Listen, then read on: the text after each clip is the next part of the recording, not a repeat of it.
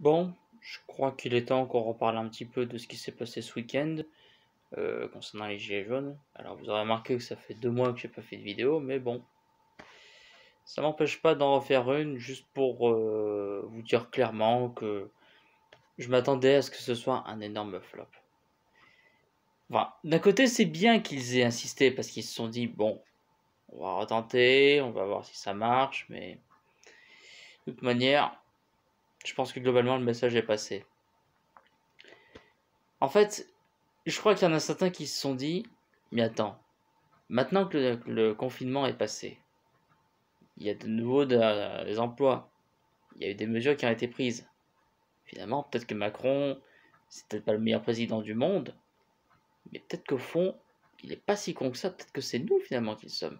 Je pense qu'il y en a certains qui se sont dit ça. Parce que c'est quand même bizarre qu'on soit passé d'un nombre impressionnant au début du mouvement il y a à peu près 2 ans, et aujourd'hui ça s'est vraiment réduit à peau de chagrin.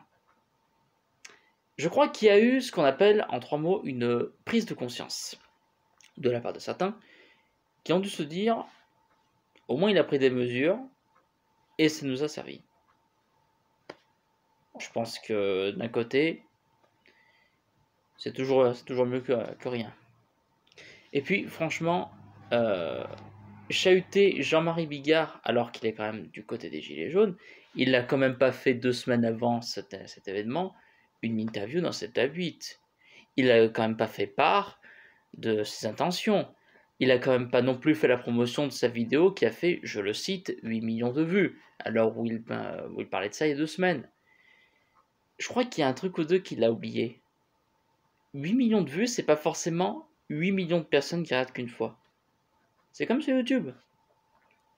Sur YouTube, une vue, c'est une vue. Peu importe de qui elle vient, peu importe si elle vient de moi, qui la regarde une dizaine, une centaine, un millier de fois, ça comptera pour une vue.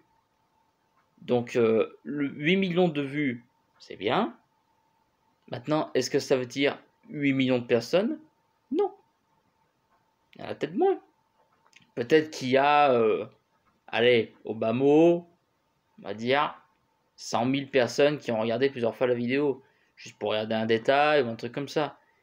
Mais le mec, il est en mode, ouais, t'as vu, j'ai fait 8 millions de vues, et alors, qu'est-ce que tu vas faire? Incroyable. Quand je l'ai entendu dire ça, je me suis dit, ok, c'est bon, là, il est galvanisé, c'est bon, là, on l'a perdu. Mais là, quand même, que les Gilets jaunes remercient Jean-Marie Bigard de cette façon, c'est pas ingrat, c'est typique du Gilet jaune. C'est impressionnant. À chaque fois qu'il y a quelqu'un qui se propose pour valoriser le truc, tout de suite, il est remercié de la plus belle façon qui soit. Vous avez vite compris de quoi je parle. En fait, ce qu'il faut comprendre, c'est que ces célébrités, que ce soit Francis Lalanne, Jean-Marie Bigard ou je ne sais qui, en fait, vous croyez vraiment qu'ils en ont quelque chose à foutre de votre gueule? Moi, ma théorie, en tant qu'anti-gilet jaune, c'est que ces personnes-là se servent de la popularité du mouvement juste pour rehausser un petit peu la barre du côté de leur popularité. Ben, ils ont eu leur moment de gloire, mais gloire entre guillemets. Hein. Entre guillemets.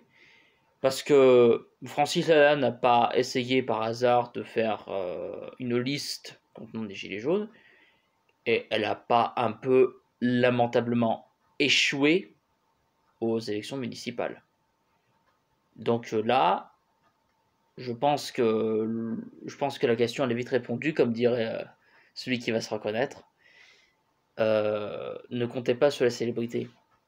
En fait, ils se servent du mouvement pour votre gueule. En fait, vous êtes des pions pour eux.